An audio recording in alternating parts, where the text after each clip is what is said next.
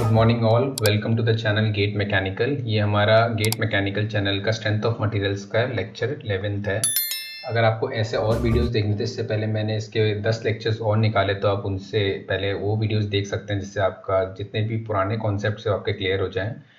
इस लेक्चर में मैंने कुछ क्वेश्चंस डिस्कस करे हैं जो कि शेयर फोर्स डायग्राम और बेंडिंग मोमेंट डायग्राम दोनों से रिलेटेड। हमने पिछले लेक्चर में शेयर फोर्स और बेंडिंग मोमेंट डायग्राम बनाना सीखा था कि कैसे हम उस ग्राफ को बना सकते हैं। इस लेक्चर में हम देखेंगे कैसे हम रिएक्शन फोर्सेस निकालते हैं और एक्यूरेटली हम कैसे शेयर फोर्स और बेंडिंग मोमेंट डायग्राम बनाते हैं। तो पहला क्वेश्चन है, find the reaction forces and make shear force and bending moment diagram.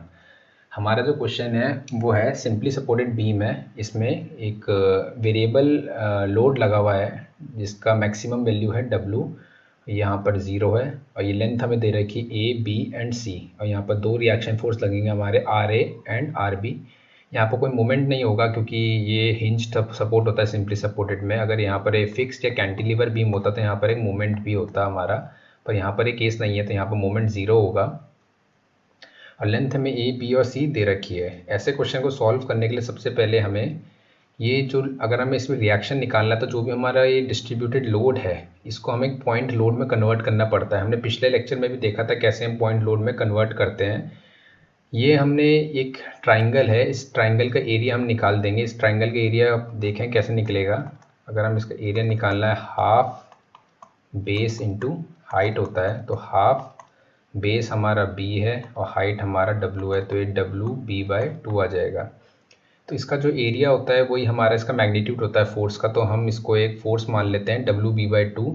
अब इसकी तो डिस्टेंस है, जैसे कि मैंने आपको बताया था कि डिस्टेंस हमारी निकलती है, एक ट्राइंगल है, तो इसकी जो भी परपेंडिकुलर साइड होती है इसका जो सेंटर ऑफ मास होता है वो B/3। अगर ये पूरी लेंथ हमारी B है तो हमारा जो ये सेंटर ऑफ मास होता है वो B/3 डिस्टेंस में होता है, जो परपेंडिकुलर साइड होती है उससे। तो अगर हम इसमें देखेंगे, परपेंडिकुलर वाली साइड ये है जहाँ 90 डिग्री का एंगल बनता है, उससे हमारा B/3। आप ऐसे भी देख सकते हैं ये डिस्ट्रीब्यूटेड एक वेरिंग लोड है, इस तरफ में ज़्यादा लोड डिस्ट्रीब्यूशन, इस तरफ में कम है, तो इसके तरफ ही टेंड करेगा, इस बाउंड्री के क्लोज होएगा कि इस साइड में ज़्यादा वेट है तो इसके ज़्यादा क्लोज होगा, मतलब B/3 डिस्टेंस में होगा। तो ये जो डिस्टेंस, ये फोर्स लग रहा है यहाँ से 2V/3, और इस तरफ से अगर हम देखेंगे तो B/3 डिस्टेंस में होगा। अगर हमें रिएक्शन निकालनी है, सबसे पहले हम net horizontal force equal to 0 करेंगे, इससे हमें कोई इक्वेशन नहीं मिलेगी। फिर हम देखेंगे net vertical force equal to 0, इससे हमें एक इक्वेशन मिलेगी, इसको हम इक्वेशन 1 बोल देते हैं। वो इक्वेशन होगी RA + RB equal to WB/2। इसमें क्योंकि हम पे एक ही फोर्स लग रहा है WB/2, जो कि हमारे वेरिएबल फोर्स था जिसको हमने पॉइंट फोर्स में कन्वर्ट कर दिया था। अब हम पे दो अननोन्स हैं इसमें, RA एंड RB, तो दूसरी इक्वेशन हमें मोमेंट बैलेंस करके करनी पड़ेगी। तो हम सबसे पहले A के अबाउट मोमेंट ले लेते हैं। A के अबाउट हम मोमेंट ले रहे हैं, तो सबसे पहले हमारा क्या आएगा, WB/2 इंटू ये डिस्टेंस। तो ये डिस्टेंस कितनी हमारी, A + 2B/3, A + 2B/3 equal to RB into A + B + C। तो इससे RB की वैल्यू हमारी आ गई WB/2 A + 2B/3 upon A + B + C। Similarly अगर हम मोमेंट अबाउट B ले लेंगे तो इससे हमारा आ जाएगा RA into A + B + C और इक्वल टू हो जाएगा WB/2, इसके अबाउट हम ले रहे हैं तो B/3 + C। तो अगर हम सॉल्व करेंगे तो हमारी RA के लिए आएगी। दूसरी तरफ से हम निकाल सकते हैं, अगर हम RB की वैल्यू को, WB/2 को RB की वैल्यू से हम सब्सट्रैक्ट करेंगे तो हमें यही मिलेगा RA की वैल्यू। अब हमें दोनों रिएक्शन फोर्सेस मिल चुके हैं, RA एंड RB।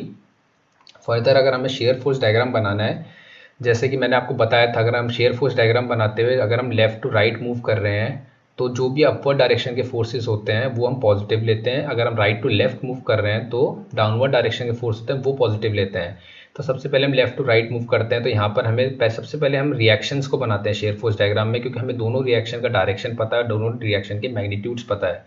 तो RA की वैल्यू हमें देखें पॉजिटिव है क्योंकि अपवर्ड डायरेक्शन में है और लेफ्ट टू राइट हम बढ़ रहे हैं, तो RA की वैल्यू पॉजिटिव है। और यहाँ पर देखिए हमारा कुछ लोड नहीं लग रहा है। आपको मैंने दो इक्वेशन बताई थी, जब भी आपको शेयर फोर्स डायग्राम बनाना होता है तो हमें एक इक्वेशन ये हमेशा याद रखनी पड़ती है, dB/dx इक्वल टू WX। यहाँ पर WX की वैल्यू 0 है, तो शेयर फोर्स आपका कांस्टेंट होगा। शेयर फोर्स आपका कांस्टेंट होगा, यहाँ पर हमारा RA है, उसके बाद कांस्टेंट होगा।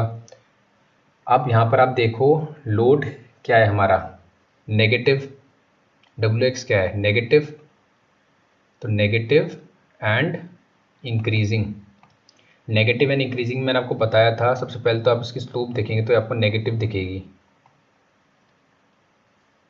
90 ज़्यादा बना रहा हूँ, इस साइड से लेंगे तो ये नेगेटिव स्लोप है। और डिक्रीजिंग है कि इंक्रीजिंग है, इंक्रीजिंग स्लोप है। आप देखो यहाँ पर अगर एंगल θ1 है, यहाँ पर एंगल θ2 है, तो ये θ1 हमेशा कम है θ2 से, θ2 बड़ा है, तो ये इंक्रीजिंग स्लोप है। तो ये नेगेटिव एंड इंक्रीजिंग स्लोप का ग्राफ ऐसे बनेगा। इधर से आप आर बी को पहले बना दीजिए। अगर आप देखो आर बी, अगर हम राइट टू लेफ्ट मूव करते हैं, थोड़ा सा ग्राफ हम राइट टू लेफ्ट भी बना के देख लेते हैं। राइट टू लेफ्ट इसलिए बना रहे हैं क्योंकि हमें पता है कि आर बी की वैल्यू हमें पहले ही पता है।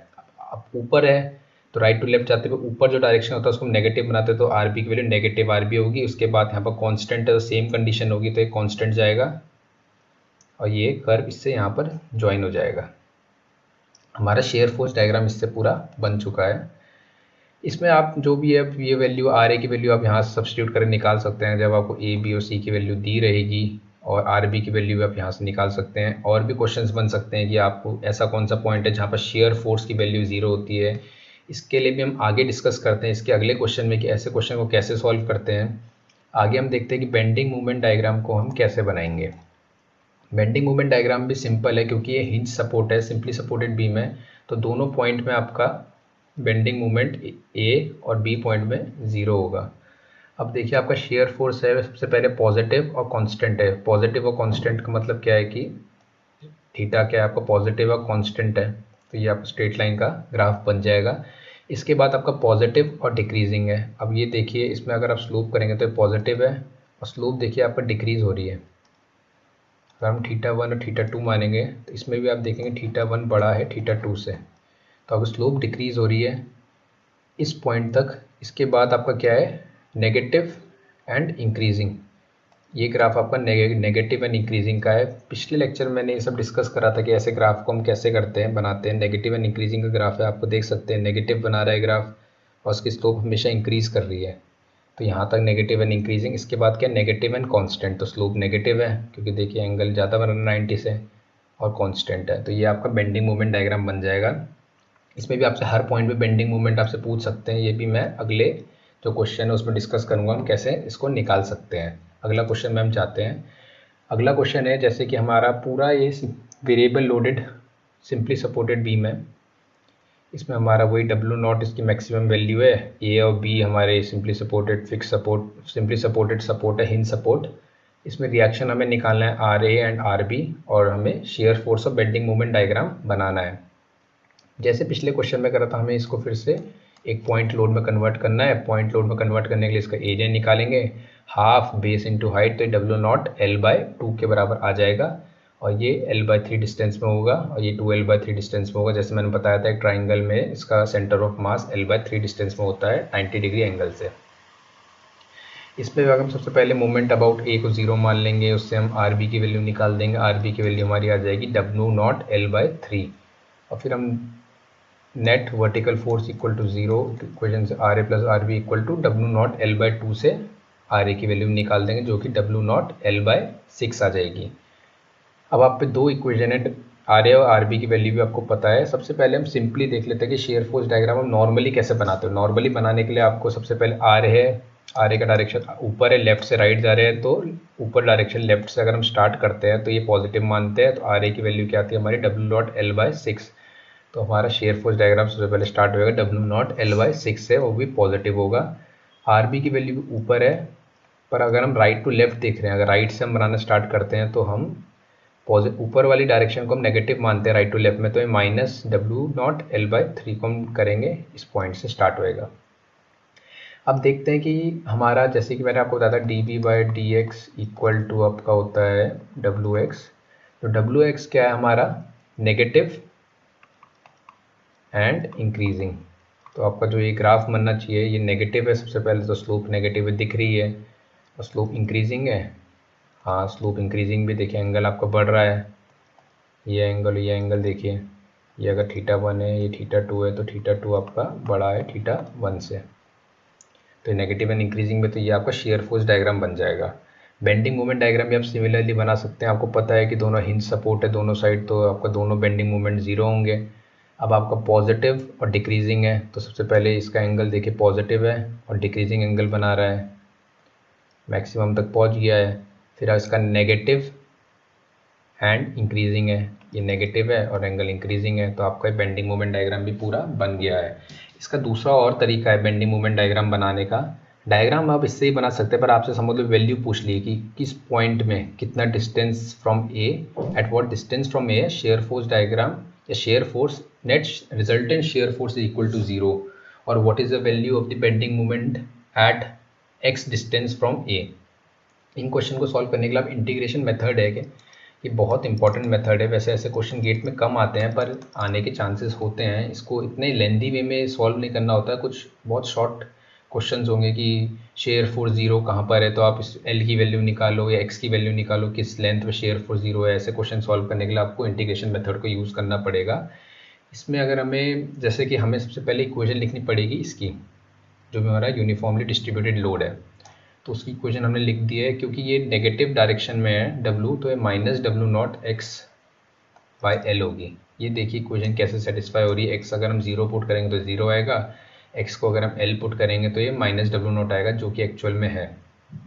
हमें पता है d v by d x होता है डब्ल्यू एक्स, ये हम हर बार यूज़ करते ही आ रहे हैं। तो v की वैल्यू क्या होगी आपकी, इंटीग्रेशन ऑफ माइनस डब्ल्यू एक्स डी एक्स, तो डब्ल्यू एक्स की वैल्यू पुट कर दी minus W not x by l, इसको इंटीग्रेट कर दिया डब्ल्यू not x square by 2l plus C.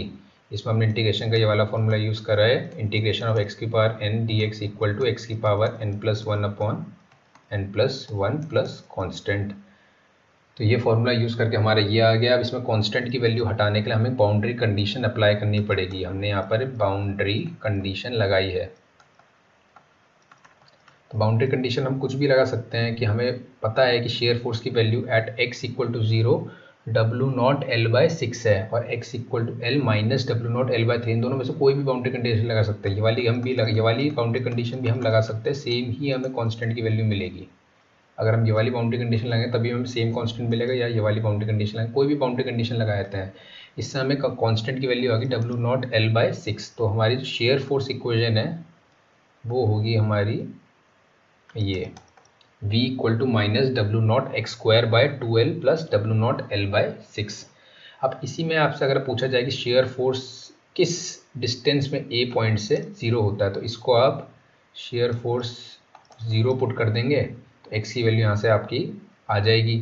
x की वैल्यू आपकी जो भी आएगी वो आपका आंसर हो जाएगा, क्योंकि x की वैल्यू आपको पता है a से स्टार्ट होती है, तो वो डिस्टेंस फ्रॉम a हो जाएगा।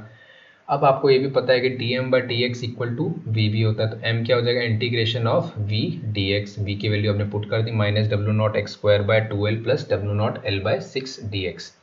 इसको इंटीग्रेट करेंगे, इसमें सेम फार्मूला हमारा यूज़ होएगा, यही वाला एक्स की power n d x equal to x की power n plus 1 upon n plus 1 plus constant, तो minus W not x cube by 6l plus W naught L by 6x plus constant. फिर से हम boundary condition apply कर सकते हैं, x equal to 0 में moment 0 होता है, या फिर हम इसमें ये भी कर सकते हैं x इक्वल टू n में भी मोमेंट 0 होता है। दोनों हम लगाएंगे, दोनों से सेम ही कांस्टेंट की वैल्यू आएगी जो कि 0 है। तो मोमेंट की वैल्यू आपकी आ गई minus of W not x cube upon 6l plus W naught L x upon 6।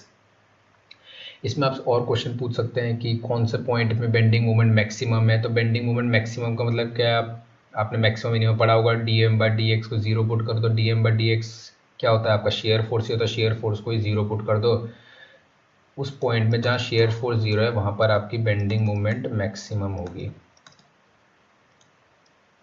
या मिनिमम होगी, कुछ भी हो सकती है। मैक्सिमम मिनिमा के कॉन्सेप्ट के अकॉर्डिंग वो आप खुद ही आप इससे देख सकते हैं। यहाँ पर अब मैक्सिमम होगी, आपको ग्राफ से पता लग रहा है। इसलिए ग्राफ जो हमने ग्राफिकल अप्रोच स्टार्टिंग में पढ़ी थी बहुत इंपॉर्टेंट है गेट परस्पेक्टिव से, क्योंकि गेट में डायरेक्ट क्वेश्चन आए थे कि इसका लमसम ग्राफ कैसे बनेगा। तो उसमें 4 ऑप्शन दिए रहते हैं।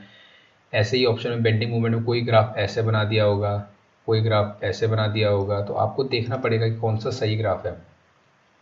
इससे आप बहुत सारी चीज़ें क्वेश्चन आप सॉल्व कर सकते हैं। इसमें कुछ भी क्वेश्चन बना सकते हैं। At what point shear force is maximum, at what time shear force changes sign, at what time bending movement diagram is minimum, at what point bending movement is 0, at what point bending movement is maximum.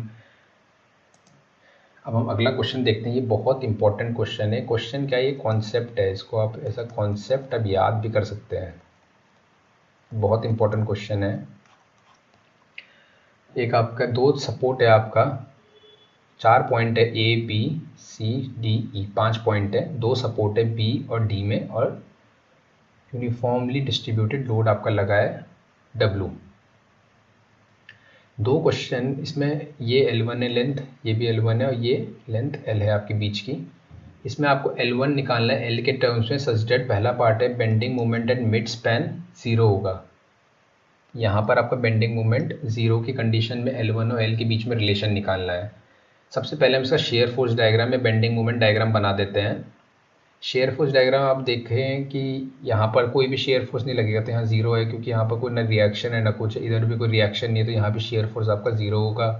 आपका negative, फिर से आपको एक equation वही वाली use करनी है, dv/dx equal to wx। अब wx आपका नेगेटिव है एंड कांस्टेंट है। नेगेटिव एंड कांस्टेंट में आपका ये ग्राफ बनेगा। फिर आपको आर बी लग गया है ऊपर। अब आपका लेफ्ट टू राइट चल रहे हैं, अपर डायरेक्शन, ये डाउनवर्ड डायरेक्शन से नेगेटिव गया, अपर डायरेक्शन पॉजिटिव, तो ऊपर चले जाएगा। अब आपको ये कैसे पता है कि ये 0 से ऊपर जाएगा कि नहीं जाएगा? इससे आपको ऐसे पता लग जाएगा, क्योंकि आप देखो हमारे 2 रिएक्शन है और ये 3 पार्ट में डिवाइड हो रखा है, तो ये रिएक्शन की वैल्यू 100% इस वाले पार्ट से ज़्यादा ही होगी, क्योंकि रिएक्शन आधे को ले रहा होगा ना कम से कम, क्योंकि एकदम सिमेट्रिकल बीम है। तो इतने वाले वेट से तो ज़्यादा ही रिएक्शन हमारा बन रहा होगा, तो हमें पता है आर बी की वैल्यू ज़्यादा है, आर बी की वैल्यू ज़्यादा है, इसलिए ये पार्ट इससे ऊपर चले गया है। अब ये पार्ट देखो, अब आर बी की वैल्यू ऊपर है, फिर से आप देखेंगे कि नेगेटिव एंड कांस्टेंट है, फिर से ऐसे नीचे जाएगा, फिर से आर डी आएगा, उस पर फिर से ऊपर जाएगा, फिर नेगेटिव एंड कांस्टेंट, फिर नीचे जाएगा, तो माइनस प्लस करके शेयर फोर्स डायग्राम आपका बन गया है। इसमें ये वैल्यू आपकी क्या है, W इंटू L1। ऐसे सिमिलरली यहाँ पर भी WL1 आपकी वैल्यू है। बेंडिंग मोमेंट डायग्राम आप बनाएंगे। बेंडिंग मोमेंट डायग्राम में आप देखेंगे तो आप फिर से आपको ये इक्वेशन लिखनी पड़ेगी। तो आपका V क्या है यहाँ पर, नेगेटिव एंड इंक्रीजिंग। तो नेगेटिव स्लोप है और स्लोप इंक्रीजिंग भी है, तो ऐसे कर्व बनेगा। ऐसे कर्व नहीं बनेगा, ये क्या है, डिक्रीजिंग स्लोप का है। ऐसे कर्व बनेगा है नेगेटिव एंड इंक्रीजिंग, फिर पॉजिटिव एंड डिक्रीजिंग। तो पॉजिटिव एंड डिक्रीजिंग यहाँ तक बनेगा, सेंटर तक। फिर आपका नेगेटिव एंड इंक्रीजिंग का ग्राफ ऐसे बनेगा, नेगेटिव स्लोप है, इंक्रीजिंग स्लोप। फिर आपका पॉजिटिव एंड डिक्रीजिंग कर्व। तो आपका बेंडिंग मोमेंट भी बन गया है। अब आप देखो कि bending moment at mid span 0, ये पार्ट यहाँ कब टच होएगा, यही तो हमें निकालना है। L1 एंड L और L1 का क्या रिलेशन होगा। तो सबसे पहले हम रिएक्शन फोर्सेस निकाल देते हैं। सबसे पहले हम देखेंगे net vertical force equal to 0 हम देखेंगे, तो R B plus R D equal to W into L1 plus L हम बोल सकते हैं, पूरा हमारा फोर्स निकल जाएगा। अब देखिए दोनों सिमेट्रिकल है, आप देखेंगे पूरी बीम सिमेट्रिकल है। आप उसको मोमेंट के अबाउट भी हम सॉल्व कर सकते हैं, पर एट लास्ट हमें यही मिलेगा, इक्वल होंगे दोनों, R B and R D, तो दोनों को इक्वल मान के इसको हाफ कर दिया, तो W/2L प्लस 2L1 भी आ जाएगा। वरना हम इसको सॉल्व भी कर सकते हैं। इसके अबाउट हम मोमेंट 0 मान लेते हैं, एक बार बी के अबाउट, एक बार डी के अबाउट, उससे भी हम आर बी और आर डी की वैल्यू मिल जाएगी, जो कि सेम ही होगी। अब हम देखते हैं कि हमें बेंडिंग मोमेंट मिड स्पैन में निकालना है, उसको हमें 0 को इक्वेट करना है। तो बेंडिंग मोमेंट हम निकाल देते हैं। अब हमें मिड स्पैन तक निकालना है, इस पॉइंट तक। तो इस पॉइंट तक बेंडिंग मोमेंट निकालना है अगर हमें बीच तक, तो सबसे 2 फोर्सेस है इससे पहले हमारे, एक तो यूनिफॉर्म फोर्स है और एक आर बी है। सबसे पहले हम यूनिफॉर्म डिस्ट्रीब्यूटेड फोर्स है उसकी वजह से निकाल देते हैं। यूनिफॉर्म डिस्ट्रीब्यूटेड फोर्स की वजह से जो हमारा बेंडिंग मोमेंट होगा, मैं आपको अलग से दिखा देता हूँ कैसे निकालेंगे। ये हमारा C पॉइंट है, जो मिड पॉइंट है, जहाँ बेंडिंग मोमेंट हमें 0 करना है। अब देखिए इस पॉइंट में बेंडिंग मोमेंट हमें 0 करना है, और यहाँ पर आपका ये पॉइंट हमारा x मान ले रहे हैं हम, डिस्टेंस में है, तो ये फोर्स पूरा W इंटू एक्स हो जाएगा। और ये फोर्स आपका मिड पॉइंट में लगता है, जैसे मैं आपको बताया था, इसको हम पॉइंट फोर्स अगर एज्यूम करते हैं, तो ये फोर्स आपका x/2 डिस्टेंस पे होगा। तो बेंडिंग मोमेंट जो हमारी लगी WX into x/2 equal to WX²/2 uniformly distributed force की वजह से जो होगी WX²/2 होगी। और क्योंकि नेगेटिव डायरेक्शन में है इसकी वजह से बेंडिंग मोमेंट नीचे बनेगा, तो माइनस लगाएंगे, माइनस WX² 2 और प्लस RB की वजह से, RB की वैल्यू हम W/2 L + 2L1 into RB की वैल्यू इससे कितना दूर है, ये x - L1, ये डिस्टेंस कितना होगा, x - L1 ही तो होगा, तो x - L1। हमें जैसे क्वेश्चन में दिया था बेंडिंग मोमेंट मिड स्पैन में हमें 0 पुट करना है, हमें इसको 0 पुट कर दिया। अब मिड स्पैन है तो x की वैल्यू क्या होगी, L1 + L/2। मिड स्पैन में क्या होगा, ये L/2 हो जाएगा, ये L1 है तो L1 + L/2, L1 + L/2 को आप सब्सटीट्यूट करेंगे तो आप सॉल्व करेंगे तो आपको L1 की वैल्यू आ जाएगी L/2। ये आपका फर्स्ट पार्ट का आंसर है। ये रिलेशन आपको एक तरीके से मेमोराइज भी करना है, क्योंकि डायरेक्ट ऑब्जेक्टिव में पूछा जाता है, directly asked in objective questions, या ऐसा ही टाइप का कुछ क्वेश्चन दे दिया होगा आपको, समझ लो ऐसे दे दिया आपको कि यूनिफॉर्मली डिस्ट्रीब्यूटेड लोड है, यहाँ पर आपका L1 की वैल्यू ये है आपका 10, ये भी आपका 10, बेंडिंग मोमेंट अगर मिड में 0 है, यहाँ पर 2 सपोर्ट लगे हैं, तो बताओ कि इसकी लेंथ क्या होगी। L की लेंथ आपको सीधा लिख दोगे 20, आपको पता है क्योंकि L1 = L/2 है, पर ये तब है जब bending moment and mid span आपका 0 है। अगर हम दूसरा क्वेश्चन देखते हैं, मैक्सिमम पॉजिटिव बेंडिंग मोमेंट का magnitude maximum negative bending moment की मैग्नीट्यूड के बराबर कब होगा। मैक्सिमम पॉजिटिव बेंडिंग मोमेंट आपका, अभी जैसे मैंने इसको नीचे कर रखा है, ये आपका ग्राफ ऊपर भी जा सकता है, वो डिपेंड करता है L और L1 की वैल्यू पे। समझ लो ग्राफ आपका ऊपर चले गया, तो ये आपका मैक्सिमम पॉजिटिव बेंडिंग मोमेंट हो गया, ये आपका मैक्सिमम नेगेटिव बेंडिंग मोमेंट हो गया। तो इन दोनों का मैग्नीट्यूड को आपको इक्वल करना है। ये सेम ही आपकी condition for magnitude of maximum bending moment to be minimum, ये कंडीशन भी है कि अगर देखिए आपको दोनों तरफ बराबर बराबर जाएगा तो आपका मैक्सिमम बेंडिंग मोमेंट है वो कम से कम होगी ना, क्योंकि दोनों तरफ इक्वली डिस्ट्रीब्यूट हो रहा है, तो उतना हाइट अचीव नहीं कर पाएगा, क्योंकि हाइट तो कांस्टेंट ही होगी लगभग ये, और दोनों साइड इक्वली डिस्ट्रीब्यूट होगा तो ये मैग्नीट्यूड इसका मिनिमम हो जाएगा जो मैक्सिमम बेंडिंग मोमेंट का है। बस ये कहना चाहता है। अब आप फिर से देखेंगे mx की value -WX² 2 + W/2 L + 2L1 x - x1, जैसे कि हमने इक्वेशन ने पिछली बार भी लिखी थी। फिर से हम देखेंगे कि अब आपको पता है कि आपका जो मैक्सिमम पॉजिटिव बेंडिंग मोमेंट है ये आपका मिड पॉइंट में ही होगा, ये आपको ग्राफ से ही दिख रहा है। फिर से हम x = मिड पॉइंट रखेंगे, L1 + L/2, इसको हम सब्स्टिट्यूट करेंगे, सॉल्व करेंगे तो हमारा bending moment and mid point हमारा आएगा W/2 L²/4 - L1²। और अगर हम मिनिमम बेंडिंग मोमेंट या मैक्सिमम नेगेटिव बेंडिंग मोमेंट, जो कि हमारा ये वैल्यू है, ये हमारा मैक्सिमम नेगेटिव है ना, नेगेटिव में आपका मैक्सिमम यही है पॉइंट, और पॉजिटिव में मैक्सिमम ये पॉइंट है। पॉजिटिव में मैक्सिमम हमने अभी निकाला है, नेगेटिव में मैक्सिमम कितना होगा, इसमें आपका रिएक्शन फोर्सेस आएगा ही नहीं, सिर्फ इतने यूनिफॉर्मली डिस्ट्रीब्यूटेड लोड की वजह से ही होगा, क्योंकि इस पॉइंट तक ही, इसके आगे रिएक्शन आएगा ना, तो इसकी वैल्यू आपकी सीधा आप निकाल सकते हैं -WL1² 2। x की वैल्यू ये सब आएगा नहीं, पॉइंट इतना ही पार्ट रहेगा, x की वैल्यू L1 पुट होएगी, क्योंकि ये L1 डिस्टेंस में ये यहाँ पर, तो -WL1² 2। अब आपको जैसे क्वेश्चन में दिया था दोनों का मैग्नीट्यूड को इक्वल करना है, साइन के साथ नहीं, तो दोनों का मैग्नीट्यूड हमने लिख दिए हैं। ये आपका क्या है, magnitude of maximum positive bending moment, ये है magnitude of maximum negative bending moment. इन दोनों को इक्वेट करेंगे तो L1 की वैल्यू आ जाएगी L/2√2। सेम आप पे वैसे ही क्वेश्चन फिर से पूछ लिया जाएगा अगर आपसे कि ऐसे यूनिफॉर्मली डिस्ट्रीब्यूटेड लोड है, सपोर्ट लगा है, ये वैल्यू आपकी 10 है, ये वैल्यू आपकी 10 है, तो ये वैल्यू क्या होगी, तो ये वैल्यू आपकी कितनी होगी 20√2।